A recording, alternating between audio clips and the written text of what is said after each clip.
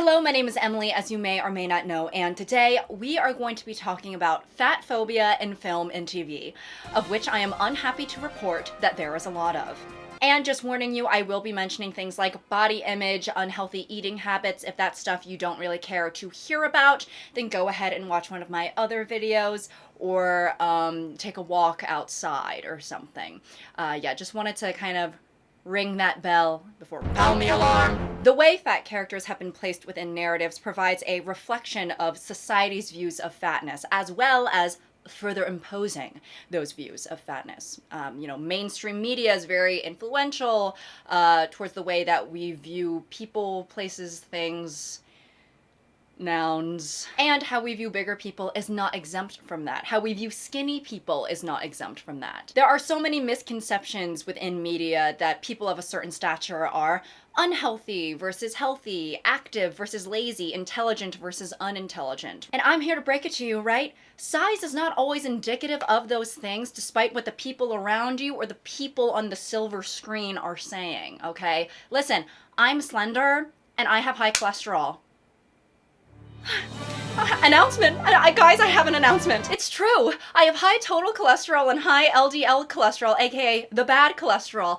And I'm being actually so for real when I say I have today's sponsor, Zocdoc, to thank for the knowledge about my health, not for the high cholesterol. They didn't come in and inject me with cholesterol. I said a few videos ago that I had made my first primary care appointment in New York with them, right? And I had the appointment and I got my lab results back and I officially have no more excuse to avoid exercising or changing my diet because, well, the statistics are in.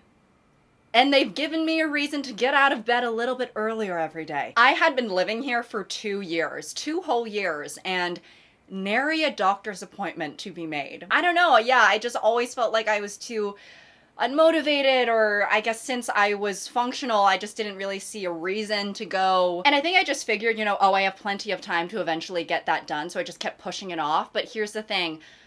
When you say, I'll do it next week, for 34 weeks in a row, it starts to add up. Eventually, you just have to rip off the Band-Aid, right? And then your primary care provider can give you a new one. My sponsor, Zocdoc, is a free website where you can search for and compare high-quality in-network doctors, choose the right one for your needs, and then book that freaking appointment. We're talking about in-network appointments with over 100,000 healthcare providers, okay, across nearly every specialty, from mental health to dental health, from eye care to skin care, and much more. It was so easy to make the appointment, and when I showed up, everything went smoothly, and my nurse practitioner, super nice lady. I had a telehealth appointment with her afterwards to talk about my blood work and all of that stuff, and she broke the good news to me, right, about my cholesterol. And since then, I really have been trying to make lifestyle changes, like going to the gym more, and even if I can't make it to the gym, just like running outside for 20 minutes, just, away from something, away from my problems, because I have a family history of stroke, so it could be that serious. It could be that serious for me. And Zocdoc made everything super easy because you can filter for doctors who are nearby, who take your insurance, who are suited for your medical needs, or who are rated highly by verified patients. You can also see their actual appointment openings, which makes everything so user-friendly, right? You literally just click the time that works for you and then you book an appointment. Plus, Zocdoc appointments happen fast, typically within 24 to 72 hours, and you can even score same-day appointments, all right? You don't have to talk to anyone. All you have to do is book with a few clicks. Stop waiting. Stop guessing, okay? And go to Zocdoc.com/notevenemily to find and instantly book a top-rated doctor today. Thank you so much to Zocdoc for sponsoring, and now back to the video.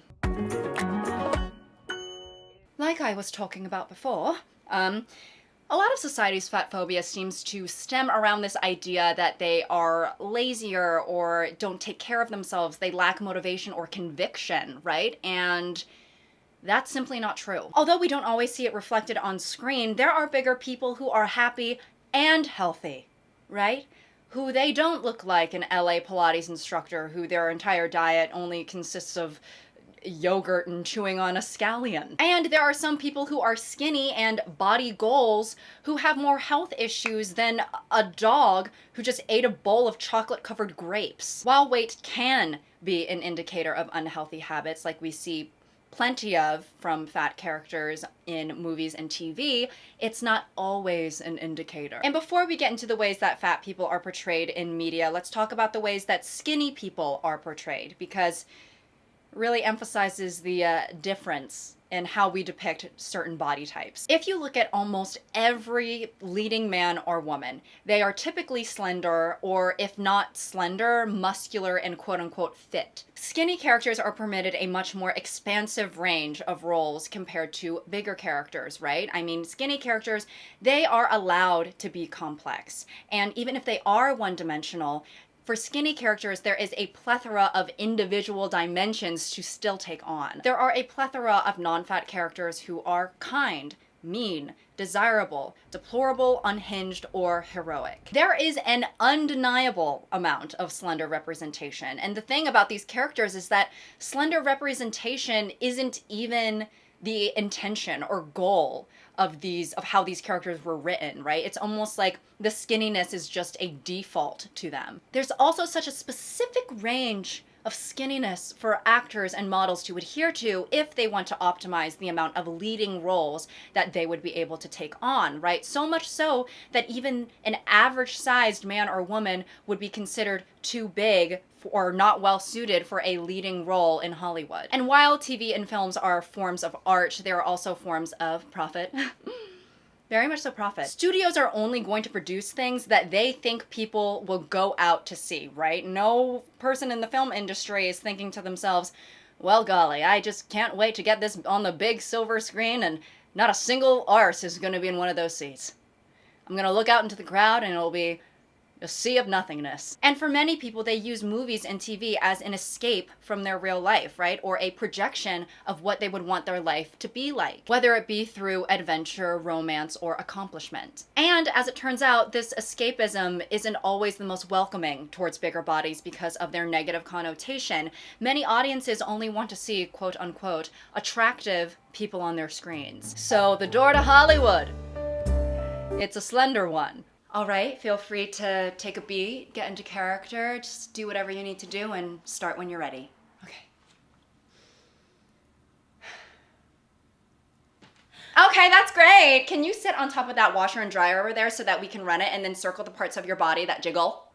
What? It's essential for the character, and we're just trying to make sure that we can find our perfect fit. And speaking of fit, do you think you'd be able to put this on? I don't think so.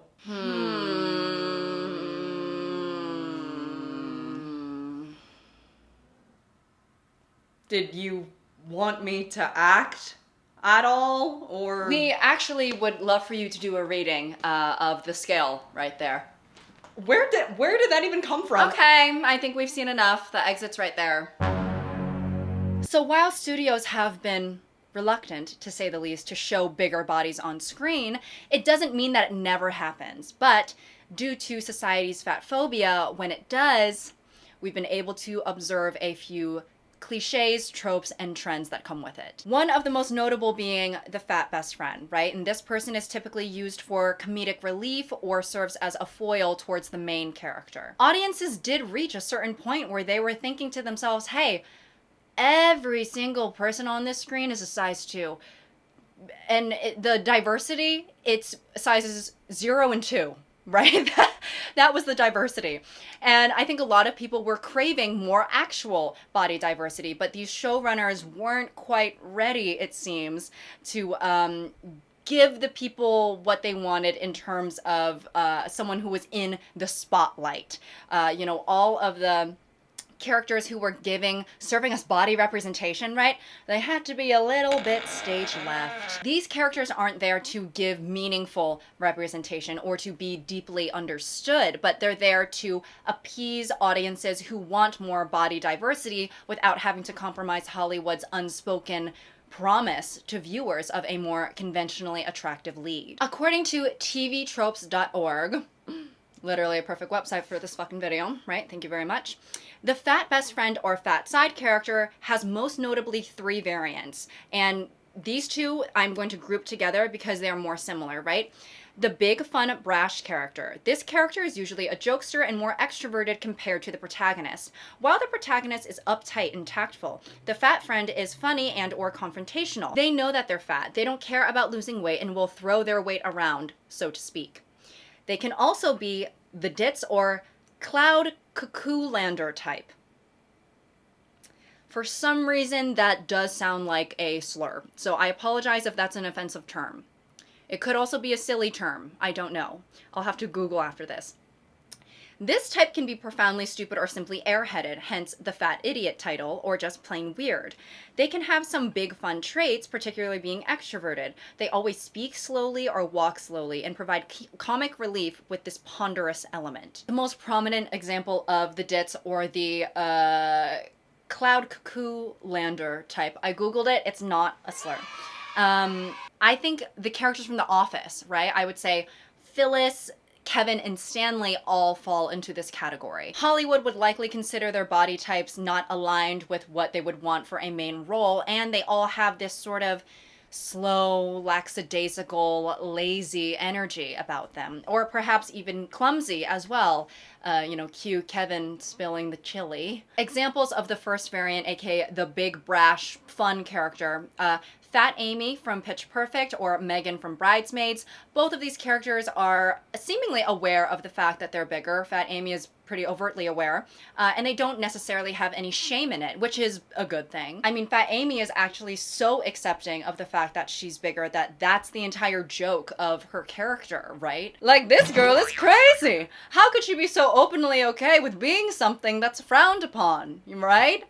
Like, Amy, don't you know that you're not supposed to call yourself fat? That's a bad thing, remember? And it's funny because I would say, for its time, in certain ways, Fat Amy was kind of progressive, right? I think that seeing a bigger character just freaking own it, right? And maybe that character really has helped people.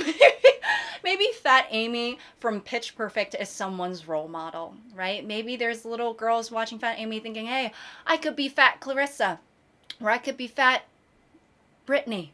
But regardless, right, her entire character is centered around her weight, whether or not she is embracing it. And it's not necessarily a bad thing to pair a bold, brash sense of humor with a bigger body, but when it starts to become a pattern, we start sending the message that bigger people are only for punchlines and not for substance or complexity. Those things are only for skinny people. And because of this pattern, this has been one of the archetypes that many fat performers have had to adhere to.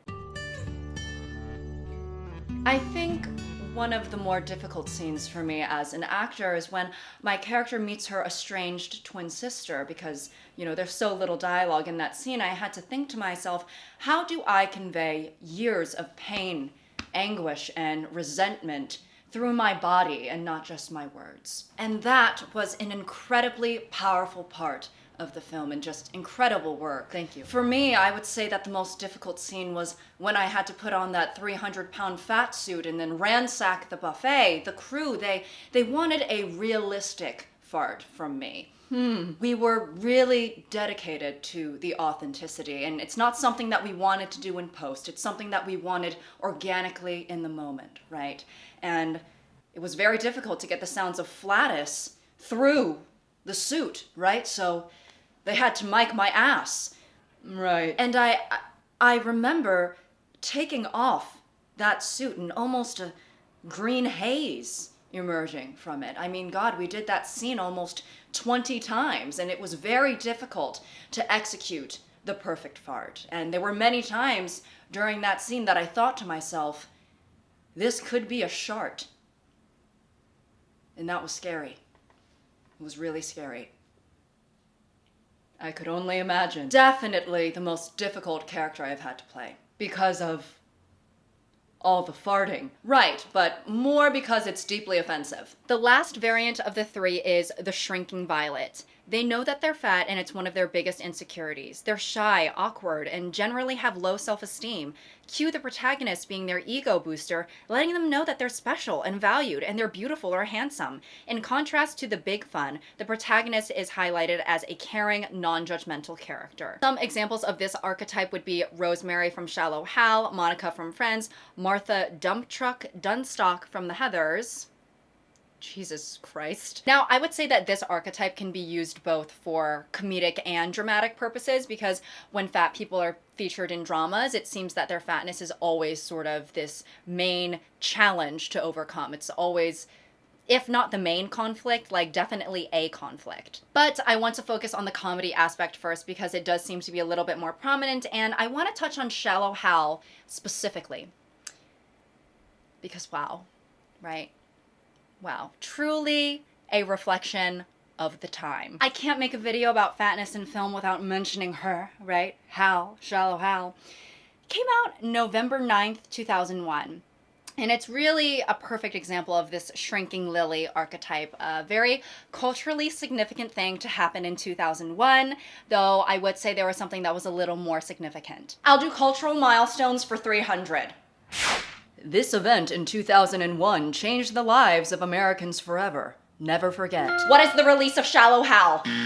Hollywood gave America 2 months of mourning and then said, I think it's time for some fucking fat jokes. But if you have never seen this movie, Jack Black, our resident Kung Fu Panda, plays Hal, a guy who's very superficial. He objectifies women to an absurd degree, and the whole joke about his character is that he's kind of too unattractive and too not suave to be trying to, you know, go out with these model-esque Victoria's Secret type women that he wants. Many such cases. He gets stuck in an elevator with a relationship guru who sees his problem, right? Seeing women only for their looks. So he puts him under he hypnotizes him, right? And then this hypnotization only allows him to see women for their inner beauty. So he will see women who are conventionally unattractive in reality, but they have amazing, amazing personalities. So he sees them as these drop-dead gorgeous women, the types that he would normally want to pursue. And then he sees these, you know, women who are very, very beautiful in reality externally, but internally, oh, it's Uggoville. One-way ticket to Uggoville was what their personalities are. So then he sees them as quote-unquote ugly women or just like old, which I guess means ugly. He starts a relationship with Rosemary, or Gwyneth Paltrow, the main love interest, right? And while the rest of the world sees Rosemary as a very overweight woman, Hal for short, right, sees Rosemary as this, just, if you can believe it, pretty. And of course, under this hypnosis, right, I've been realizing that I've been saying, what have I been saying? His hypnotization? Hypnosis. Under his hypnosis, all of the gorgeous women that he's seeing, they are all also skinny, right? Because in the early 2000s, if someone was calling you gorgeous, you also kind of had to be skinny. And we just lived like that for a while. I wanted to mention this movie in particular because they do sort of bring representation to women of different types of perceived ugliness, right? You have women who are slender, but maybe they have facial hair, or they have, like, you know, not good teeth or acne, things like that.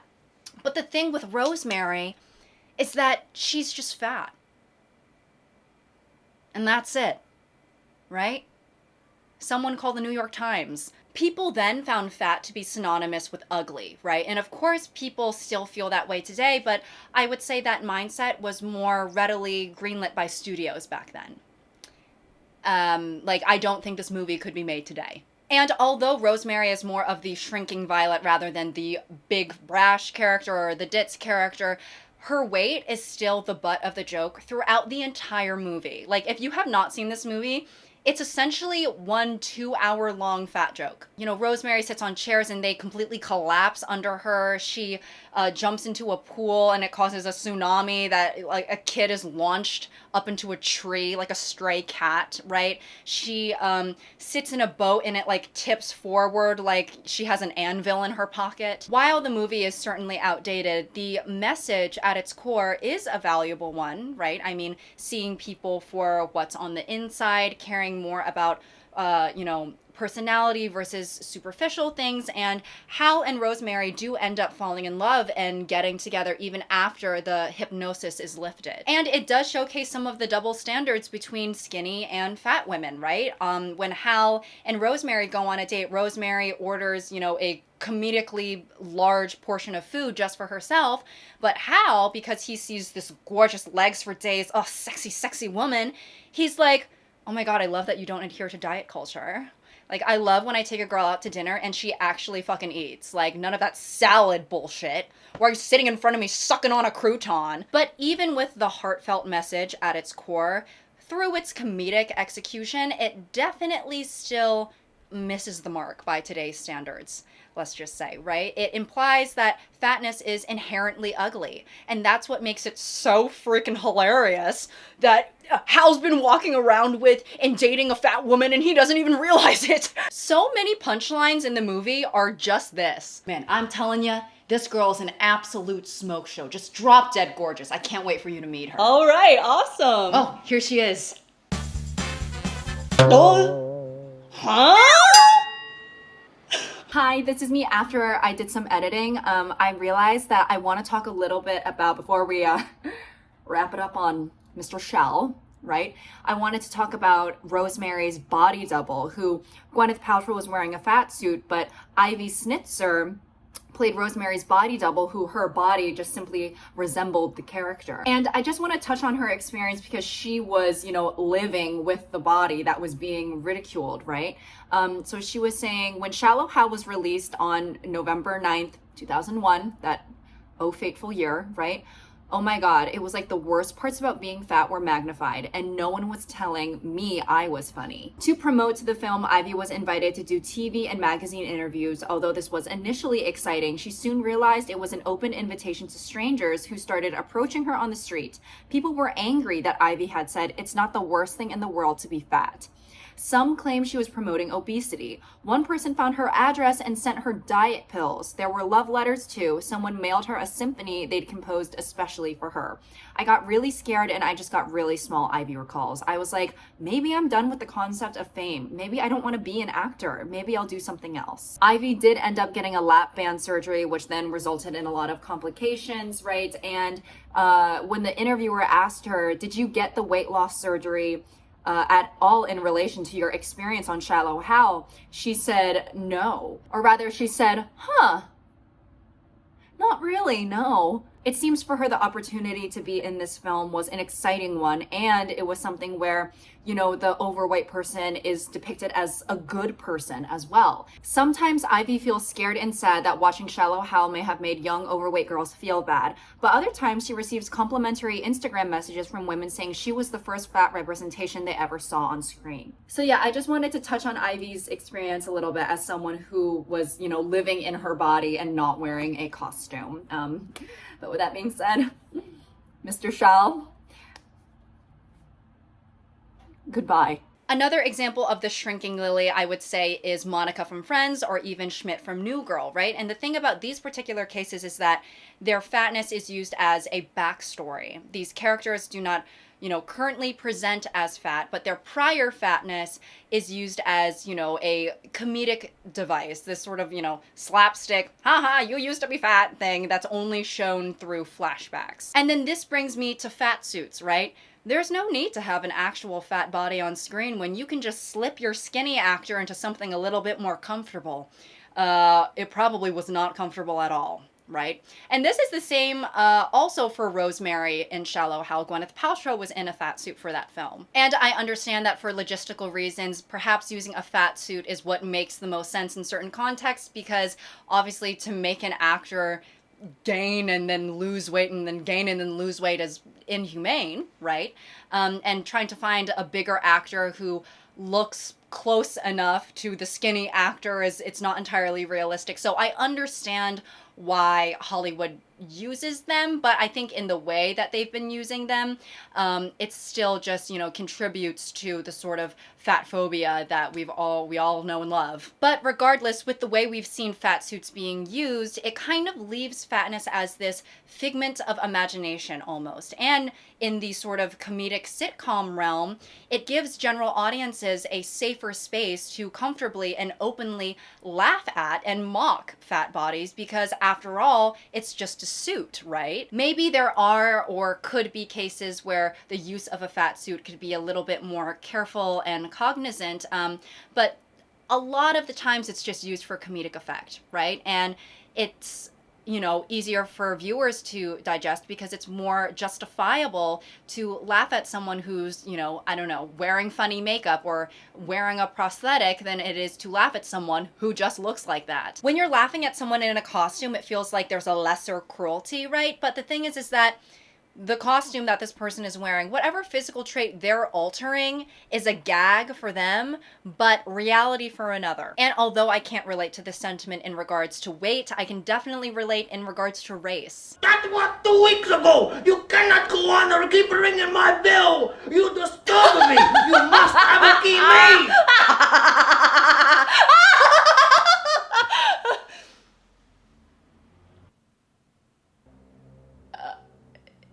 It's an excellent film. Right. And honestly, something that fat people, people of color, or even fat people of color can relate to is having ourselves represented on screen by people who are not even a part of our demographic. The thing about using the fat suit and the post-fat character is that these characters are always looking back on their, you know, chubby days or fat days with such shame and embarrassment, which is understandable because obviously people are treated very differently based on their weight. That's essentially what this whole video is about. But repeatedly showing that struggle mainly as a punchline and reducing fat bodies to something to mock or ridicule is only adding to society's casual fat phobia. Especially because sitcoms and comedic shows, they're supposed to be lighthearted and consumed passively.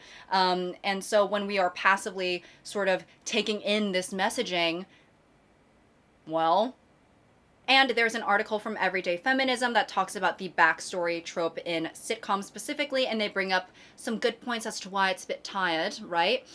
Keeps fatness in the cultural imagination without fat bodies. It acts as a substitute for actual fat bodies. It reinforces the myth that significant weight loss is sustainable. It endorses the myth that fat people's lives don't begin until we lose weight. But all of this is to say, right, the commonality between these three variants of the fat best friend, the shrinking violet, the shrinking what is the shrinking violet, right? The shrinking violet. Big, fun, brash character, the Dits, right? These are all vessels for reinforcing the idea that people of a certain size should not be taken seriously. And this is not to say that fat and funny can't go together. Of course they can, and they have, right? But I think the distinction here is this character fat and funny? Or is this character funny because they're fat? And I think a lot of the times we see things fall into the latter. Hollywood needs to remind itself that fatness is not inherently funny. And I think the sooner it does that, the more likely it is that it will reflect in our audiences. Or perhaps it goes the other way around as well. We as an audience need to not laugh at these things, and then Hollywood can make the changes. I don't know, but something should probably change. Now look at him. You killed my baby. You were supposed to be his father, and I can't even fucking look at you. I should have never let you back into his life. What are you laughing at? What? She's hilarious. She is hilarious. This isn't funny. Wait, what? This isn't a comedy? The movie is called An Ode to Depressed Mothers. Oh. I don't know, it just seemed kind of funny to me for some reason. And why is that? I don't know. I think you should introspect and investigate that a little. But when are fat characters allowed to venture out of the realm of comedy and go into dramas, and dare I say, even be the lead in their own stories? Moving into dramatic depictions of fat characters, usually their weight is seen as a fault, challenge, or result of tragic circumstances. This is something that must be conquered for the sake of character development, and it is true that there are struggles that come with being overweight, whether that be in, a legitimate health way, or whether it just be, living your day-to-day life in a fat-phobic society. And obviously, as someone who is slender, I can only have a certain depth of understanding, so correct me on, anything I've said or am about to say, but I do feel like when it comes to dramatic films, the handling of weight, it does seem to be, there's an attempt to handle the subject matter with a little bit more consideration and care. So this won't directly be about, overt fat phobia, like in comedies where you're literally pointing and going, ha ha, you're fat, right? But rather, the way fat people are portrayed in these dramatic films and how our fat phobia as a society influences how we absorb those films and how we react to them. I can't talk about every example, but I want to give an overview of these 3 pieces because I find them to be the most culturally relevant. The 2009 critically renowned film Precious was one of the first with a fat protagonist to become Oscar nominated. The titular character is subject to abuse and neglect on both a familial and systemic scale, but with the guidance of her teacher, Precious imparts on an empowering message about self-determination and courage. Precious's arc of transformation peaks with her leaving her abusive mother and claiming a life for herself rather than the tired path of weight loss. Some people considered this film to be an inspirational yet harrowing eye-opener, and then other people considered it to be a, caricature of inner city black life and just misery porn, basically. However, regardless of the film's impact and success, the public's reaction, not necessarily to the film itself, but rather to Gabourey Sidibe's body, was very telling about how people were receiving, a fat body on screen in an earnest way rather than just for laughs. And it seems that for the more immature population, the tragic and heart-wrenching backstory of the film doesn't make people refrain from making fat jokes about the actress, about the character themselves. And I know that it's been a thing for, young black girls, plus-size black girls, to grow up being called precious before as some sort of insult or quip. A blog post from Two Whole Cakes showcases the way that the public reacted to this film, right? Ironically, upon its release, think pieces took to questioning, how did Precious get so fat? In the movie's aftermath, the public was forced to reckon with the true and complex realities of fatness, starting a conversation about the tie between the body and class. Lee Daniels, the director of Precious, said in regards to Sidibe, "She is a special girl, and I think unaware of it. She's either in denial about her physicality or she's from another planet. She has evolved. She is so secure about who she is." An astonishing amount of the language around Sidibe's self-confidence and comfort in her own body is wrapped up in these mystified expressions. Doesn't she know she looks like that? Should someone tell her? If we as a culture assume that being self-confident and at ease with oneself is in direct opposition with being fat, isn't that a problem? Racism and colorism also play a huge factor into, the public's reaction to this film, but in combination with those other things, I feel like there was an amount of spectacle around the fact that you could have a serious, dramatic, critically acclaimed actress who was also fat. I was too new and little to correct her because I felt like I was going to be rude if I told her that my name was actually Gabourey and not Gabernay. And it seemed like for some people they were more interested in her weight rather than her actual performance. And the nominees for Best Actress are Vivian Liu, Omakase. Yeah, I do. I notice you. Rebecca Folan, More Dead Than Living. It just gets lonely sometimes. It always has been. Amanda Wang, Plus size. Her Wait, Curse. what? Okay, no, hang on. What was that? What was that? We just said your name like everyone else. No, because the... What the hell? All right, can we just keep this going? Roll the clip.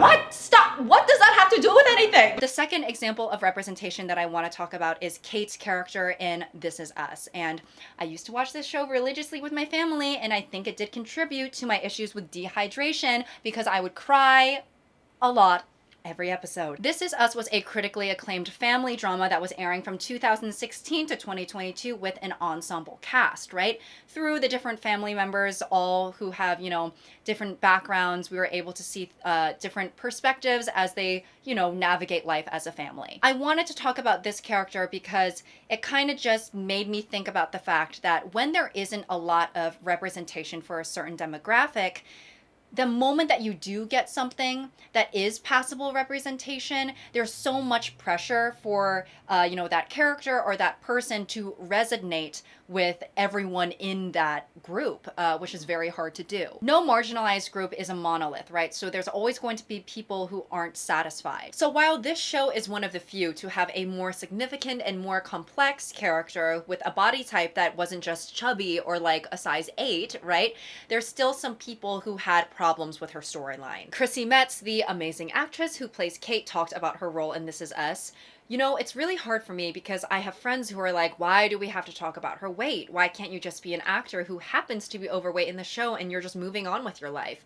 And I completely understand that. Eventually, I know that will be the case. There will just be plus size actors and it's not going to be talked about, Metz said.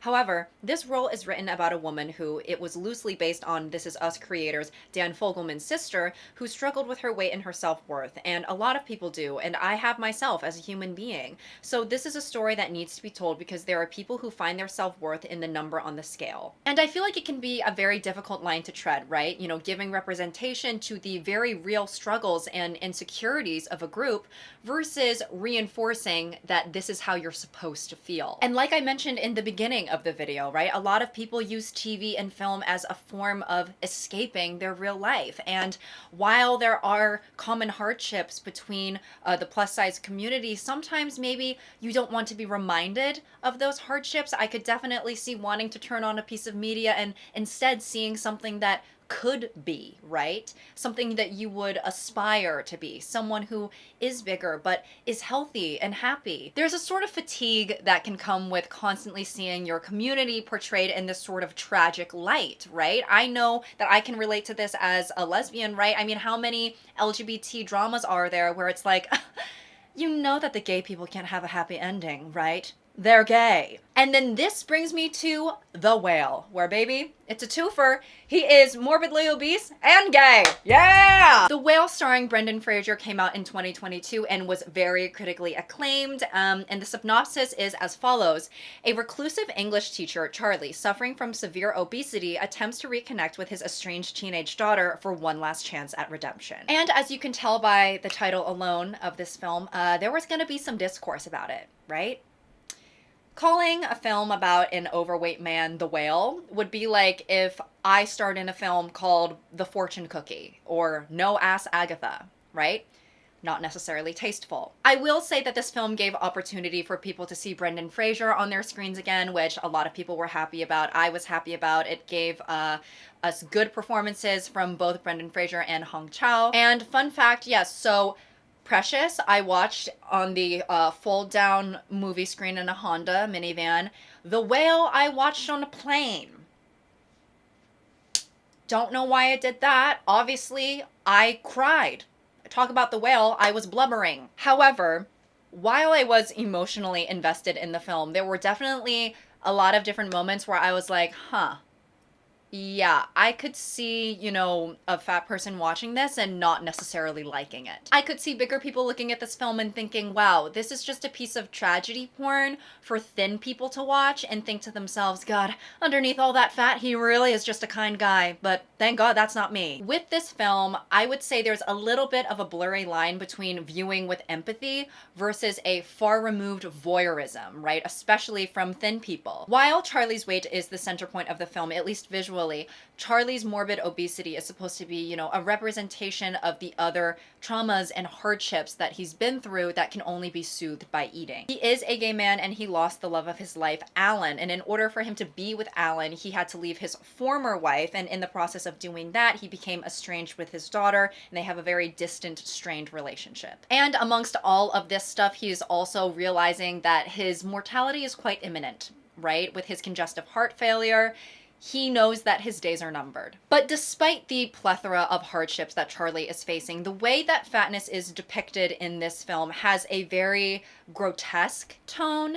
I feel like a lot of the times they were almost showing Charlie more like a creature rather than a human. I did think to myself, I wonder if they're overdoing it, right? But the thing is that as someone who does not suffer with binge eating disorder or things like that, perhaps this is someone's reality and maybe it's not being overdone. But from what I've heard from people who are in the fat community, they also seem to get that sense as well. For example, in this article from The Guardian, they state, as a professional fat person, I can tell you that people in general are incapable of seeing any fat person as an individual. And as a professional film critic, I can tell you that if The Whale didn't reflect and validate society's real opinion of fat people, there's no way society would like The Whale this much. No, people respond positively to The Whale because it confirms their biases about what fat people are, like gross, sad, and why fat people are fat, trauma, munchies, and allows them to feel benevolent yet superior. It's a basic dopamine hit, refining thin people's place at the top of the social hierarchy. Look at me, Mom. I'm doing empathy on the big greasy monsters.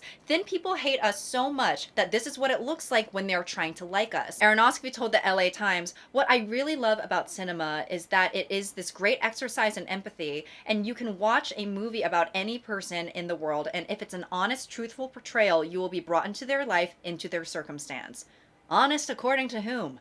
Truthful to what standard? And again, I don't really think it's my place as a skinny person to say whether or not this was good representation, but rather to highlight the different perspectives from people whose opinions do matter, right? For example, this is more on the other end of the spectrum. In this article from Vogue, the author discusses how the movie really helped them come to terms with their binge eating disorder. Watching Charlie take a messy primal bite of his fried chicken knocks the wind out of me. I watched glassily as an instant calm spreads across his face. Seconds ago, he was gasping, weeping, learning about his impending death.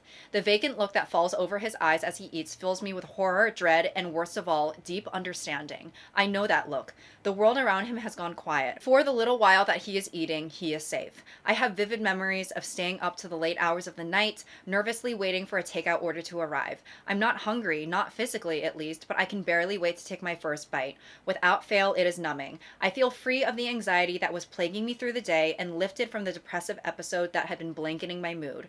So now, in the spirit of Charlie's courage and kindness, I am setting my shame free. I still don't know what the cure to this disorder is. What I do know, however, is that struggling with binge eating does not make you deserving of shame, guilt, and self-loathing. You are still beautiful, smart, and kind, and there is time for you to heal yet. So it's interesting because I feel like with these dramatic depictions, whenever you do dramatic, earnest depictions of any sort of struggle, the same can be said about, anorexia, the same can be said about homelessness, things like that.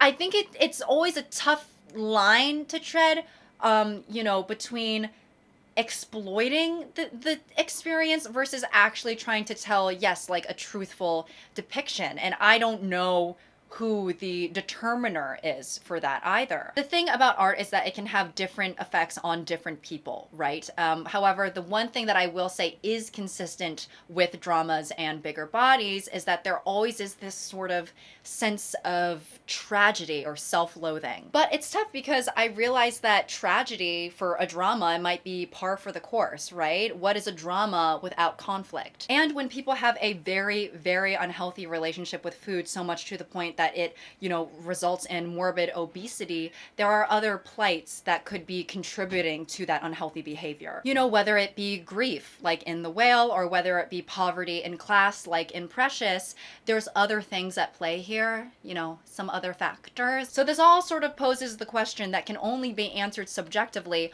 when does the tragedy become gratuitous? And maybe there's a balance, right? Maybe you attempt to do one thing, but public perception falls into the other. But I guess the question is sort of, are we trying to garner genuine sympathy for this character, or just plain pity that further enables our fatphobia by categorizing this person's existence as tragic? I mean, when I was writing the character, I wanted him to feel familiar, right? He's 17, he's insecure, got cut from the football team, doesn't know how to talk to girls. Maybe his parents hate him because of his weight, and they only allow him to eat shredded carrots, and if he eats any carbs or anything besides shredded carrots, they take turns waterboarding him.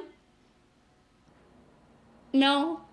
His parents love him. I think his parents should love him. But his closest friends hate him, and they betray him by trying to make him gain as much weight as possible so that they can pitch him to a TLC show and exploit him for money. No. Yeah, okay, I'm just spitballing here. All right, but since he does end up garnering the confidence to ask Kelsey to prom, I'm just trying to think about what exactly her response should be. Maybe she gets so disgusted with him that she projectile vomits on him in front of the entire class. People are live streaming it, right? People are leaving comments in the chat, death threats, wishing him ill will, and they're about to get their wish granted because her vomit gets into some of his open wounds, right? And he gets sepsis. But before he dies of sepsis, Kelsey is so mortified and embarrassed of the situation that she just stabs him to death.